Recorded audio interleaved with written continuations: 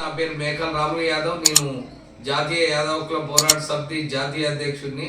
నాతో పాటు తెలంగాణ రాష్ట్ర అధికార ప్రతినిధి గుడిగ శ్రీనివాస్ యాదవ్, అదేవిధంగా మా గ్రేటర్ హైదరాబాద్ యూత్ అధ్యక్షుడు శ్రీశైలం యాదవ్, అదేవిధంగా రాష్ట్ర కార్యదర్శులు మరి వీరేందర్ యాదవ్, శ్రీశైలం యాదవ్లు ఇవాళ తెలంగాణ రాష్ట్ర ప్రభుత్వానికి జాతీయ యాదవ్ క్లబ్ పోరాట సమితి తరఫున మేము కొన్ని డిమాండ్స్ చేస్తున్నాం.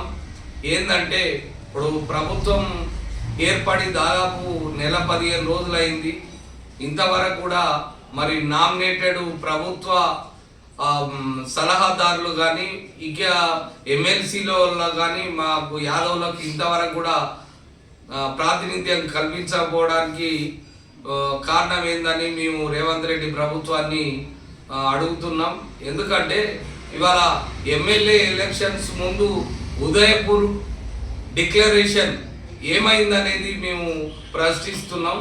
ఉదయపూర్ డిక్లరేషన్ ప్రకారం అప్పుడు కాంగ్రెస్ పార్టీ ప్రతి ఎంపీ నియోజకవర్గం నుంచి 2 బీసీలకు ఇస్తే 34 బీసీలలో దాదాపు 7-8 ఎమ్మెల్యే సీట్లు యాదవులకు వచ్చేది. కానీ అట్లా కాకపోవడం వల్ల సిటీలనే ఇవ్వడం వల్ల మరి కాంగ్రెస్ పార్టీ సిటీలో ఒక్క సీటు కూడా గెలవకపోవడం వల్ల యాదవులకు అన్యాయం జరిగింది. ఇప్పటికైనా ఎమ్మెల్సీలలో ఖచ్చితంగా ఎవరినో ఒకరిని మంచి మీ పార్టీకి అహర్నిశలు కష్టపడ్డ వాళ్లకు మీరు ఎమ్మెల్సీగా యాదవులకు అవకాశం ఇచ్చి మంత్రివర్గంలో తీసుకోవాలనేది ప్రధానమైన డిమాండ్. అదేవిధంగా ప్రభుత్వ సలహాదారులు ఇంకా కొంతమందిని తీసుకునే అవకాశం ఉంది. యాదవులు చాలా మంది మేధావులు ఉన్నారు, యాదవులను తీసుకోవాలి ప్రభుత్వ సలహాదారుగా. అదేవిధంగా రాబోయే టిఎస్పిఎస్సి మరి మరి మేధావులు చాలా మంది ఉన్నారు యాదవులలో, మరి ఒక్కరికి కూడా ఇంతవరకు కూడా భర్తీ చేయని పరిస్థితి ఏర్పడ్డది. మరి ఖచ్చితంగా టిఎస్పిఎస్సి సభ్యులను యాదవులను కనీసం 2-3 తీసుకోవాలనేది మేము డిమాండ్ చేస్తున్నాం. అదేవిధంగా మరి కార్పొరేషన్ చైర్మన్లు కానీ ఆర్టీఐ కమిషనర్లుగా కూడా యాదవులను తీసుకోవాలనేది, అదేవిధంగా మరి రాబోయే కార్పొరేషన్ చైర్మన్లు కూడా జనాభా ప్రాతిపదికన యాదవులకు ఖచ్చితంగా సముచిత స్థానం కల్పించాలి.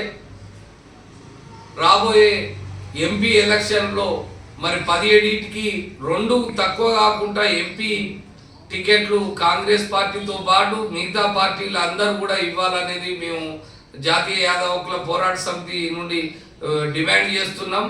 అదేవిధంగా మరి కాంగ్రెస్ పార్టీ మేనిఫెస్టోలో యాదవ కార్పొరేషన్ బడ్జెట్తో కూడిన యాదవ కార్పొరేషన్ ఇస్తాం అని చెప్పింది.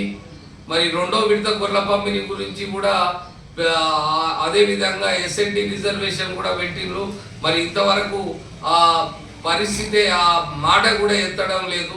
మరి భవిష్యత్తులో ఇస్తారు అని మేము ఏ ప్రభుత్వానికి కానీ రేవంత్ రెడ్డి ప్రభుత్వానికి కానీ ఇది గతంలో ఏ ప్రభుత్వానికి కానీ మేము ఎప్పుడు వ్యతిరేకం కాదు.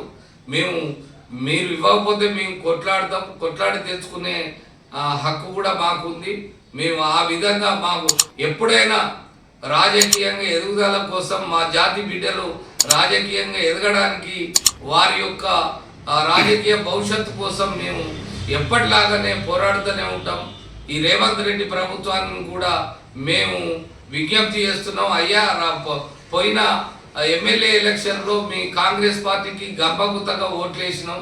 మరి మీరు చూడండి, మీరు ఖచ్చితంగా మాకు యాదవులకు జనాభా ప్రాతిపదికన మీరు కనుక ప్రాతినిధ్యం కల్పించకపోతే మాత్రం రాబోయే ఎంపీ ఎలక్షన్లో పార్లమెంట్ ఎలక్షన్లో ఖచ్చితంగా మేము మా ఆలోచనను పునరాలోచించుకోవాల్సిన పరిస్థితి ఏర్పడుతుంది. మీరు ఎక్కువ ఇస్తే అదేవిధంగా మీకు అండగా నిలబడతాం. మీరు కనుక ప్రాతినిధ్యం కల్పించకపోతే మా ఆలోచనలో మార్పు వస్తుంది. మేము ఖచ్చితంగా కొట్లాడతాం మీ ప్రభుత్వంతో. కాబట్టి ఖచ్చితంగా నామినేటెడ్ ఇతర పదవులను ఎట్టి పరిస్థితుల్లో యాదవులకు జనాభా ప్రాతిపదికన ఇవ్వాలని మేము రేవంత్ రెడ్డి ప్రభుత్వాన్ని మేము డిమాండ్ చేస్తున్నాం. జై యాదవ్, జై యాదవ్, యాదవ్ ఐక్యత, వర్ధిల్లాలి, యాదవ్ ఐక్యత. వర్ధిల్లాలి.